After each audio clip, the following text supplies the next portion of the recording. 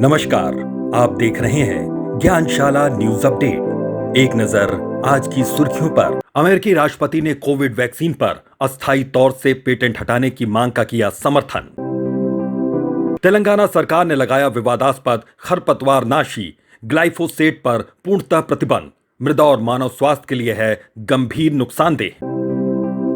वैज्ञानिकों ने ओस्टियोसाइट्स की मैपिंग करने में पाई सफलता। हड्डी रोग को अब समझना होगा आसान।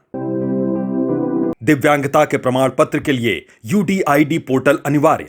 दिव्यांगों को मिलेगा यूनिक आईडी। अब खबरें विस्तार से। अमेरिकी राष्ट्रपति ने भारत और दक्षिण अफ्रीका की कोरोना वैक्सीन पर अस्थायी तौर से पेटेंट हटाने की मांग का समर्थन कर दिया है। पिछले साल अक्टूबर में भारत और दक्षिण अफ्रीका ने विश्व व्यापार संगठन को एक संयुक्त याचिका प्रस्तुत की थी, जिसमें कोरोना वैक्सीन के लिए ट्रिप्स समझौते के नियमों के अस्थायी निलंबन का अनुरोध किया था। ट्रिप्स यानी trade related aspects of intellectual property rights patent को संरक्षित करने वाला कानून है। 100 से अधिक देशों ने इस प्रस्ताव का समर्थन किया है, लेकिन कुछ देश जैसे यूरोपीय संघ, यूके और कनाडा इसका विरोध करते रहे हैं। फार्मा कंपनियां इसके विरोध में तो हैं ही। रूस और फ्रांस ने इस प्रस्ताव का समर्थन किया है। पेटेंट हटने की दशा में वैक्सीन को बनाने की तकनीक दूसरी कंपनियों को भी मिल सकेगी, जिससे उत्पादन बढ़ेगा। इससे वैक्सीन उत्पादन में तेजी आएगी, इसकी कमी दूर होगी और वैक्सीन की कीमत भी कम होगी।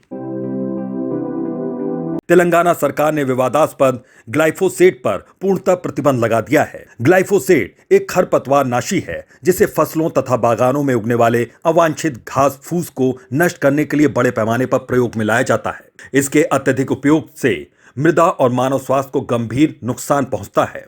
कुछ शोध ग्लाइफोसेट को मानव में कैंसर का कारक भी बताते हैं। एसटीबीटी कॉटन के उत्पादन में इसका प्रयोग अत्यधिक मात्रा में होता है। एसटीबीटी कॉटन यानी कि हर्बिसाइड टॉलरेंट बीटी कॉटन एक जेनेटिकली मॉडिफाइड फसल है, जिस पर खरपतवार नाशी का कोई प्रभाव नहीं पड़ता, जबकि खेत के अन्य खरपतवार नष्ट हो जाते हैं। सरकार की अधिसूचना के अनुसार जो कोई इस प्रतिबंध का उल्लंघन करेगा, उस पर कीटनाशक अधिनियम 1968 के तहत कार्रवाई की जाएगी।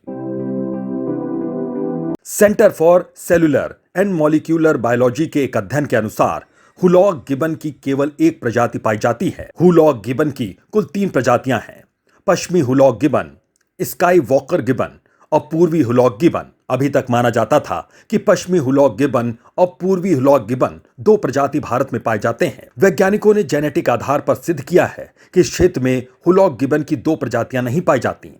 इस क्षेत्र में जो हुलॉक गिबन पाए जाते हैं, उनमें 2 तरह की शारीरिक बनावट है। शारीरिक बनावट के इन्हीं अंतरों के कारण इन्हें 2 प्रजाति मान लिया गया, जबकि ये एक ही प्रजाति के जीव हैं। IUCN यानी कि international union for conservation of nature ने पश्चिमी हुलॉक गिबन संकटग्रस्त प्रजातियों की सूची में रखा है। भारत में उत्तर पूर्वी राज्यों असम, अरुणाचल आदि में ये निवास करते हैं।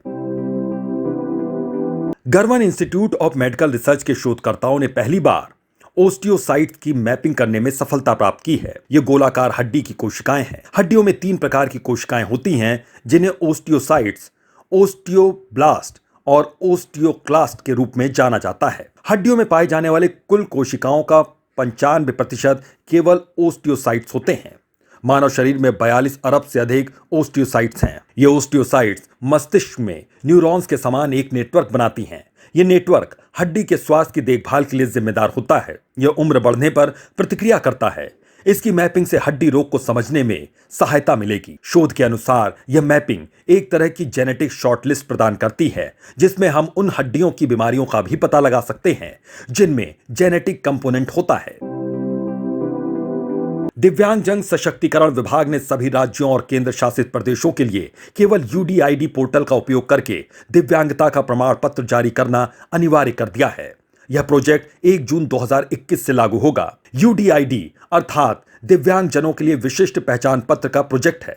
इस परियोजना का उद्देश्य दिव्यांग व्यक्तियों के लिए एक राष्ट्रीय डेटाबेस तैयार करना और यूनिक आईडी तथा दिव्यांगता प्रमाण पत्र प्रदान करना है। इस परियोजना में दिव्यांग अधिनियम 1995 में शामिल दिव्यांगता की सभी श्रेणियों को शामिल किया गया है। भारत सरकार यूडीआईडी बनाने के लिए केवल व्यक्ति का पता सहित व्यक्तिगत विवरण, रोजगार की विस्तृत जानकारी, पहचान का विवरण और विकलांगता विवरण को एकत्र करती है, कोई और जानकारी नहीं। इस परियोजना के कारण कई दस्तावेज नहीं रखने होंगे।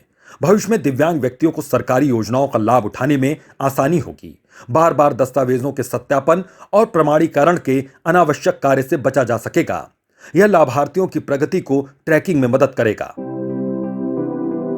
एक अध्ययन के अनुसार उत्तरी असम के शोणितपुर क्षेत्र में लगातार भूकंप आने के पीछे एक अज्ञात लिनियामेंट है।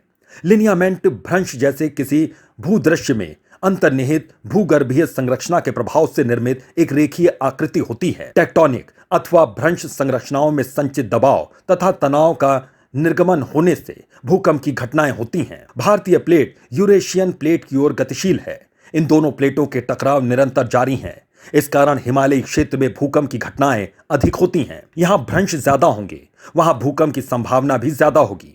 भारतीय भूगर्भीय सर्वेक्षण के अनुसार शोणितपुर जिला विवर्तनिक रूप से जटिल त्रिकोणीय क्षेत्र में अव्यवस्थित है। यह क्षेत्र अथेरखेत भ्रंश, कोपली भ्रंश तथा लिनियामेंट से घिरा है। इस कारण पूर्वोत्तर का यह क्षेत्र भूकंप की दृष्टि से अति संवेदनशील हो जाता है। पूर्वोत्तर क्षेत्र को सिस्मिक जोन 5 में सीमांकित किया गया है। भारतीय बीमा विनियामक और विकास प्राधिकरण ने ग्रामीण क्षेत्रों में बीमा संबंधी सेवाओं को बढ़ावा देने के लिए मॉडल इंश्योरेंस विलेज यानी कि MIV की बात कही है। भारत में गांवों में अभी भी बीमा संबंधी सेवाओं की पहुंच बहुत कम है। आर्थिक सर्वेक्षण 2020-21 के अनुसार वर्ष 2019 में भारत में बीमा संबंधी सेवाओं की पहुंच 3.76% है। इसमें से भी अधिकांश बीमा कवर शहरी क्षेत्रों में है। मॉडल इंश्योरेंस विलेज के तहत ग्रामीण क्षेत्रों में वहनीय और रियायती दर पर बीमा योग्य सभी जोखिमों को सुरक्षा प्रदान करने के लिए व्यापक स्तर पर बीमा कवर की बात कही गई है। बीमा प्रीमियम को नाबार्ड, कॉर्पोरेट सामाजिक जिम्मेदारी फंड्स, सरकारी सहायता तथा पुनर्बीमा कंपनियों की सहायता से न्यूनतम रखने का विचार दिया गया है। इन खबरों के साथ आज की अपडेट समाप्त होती है। नमस्कार।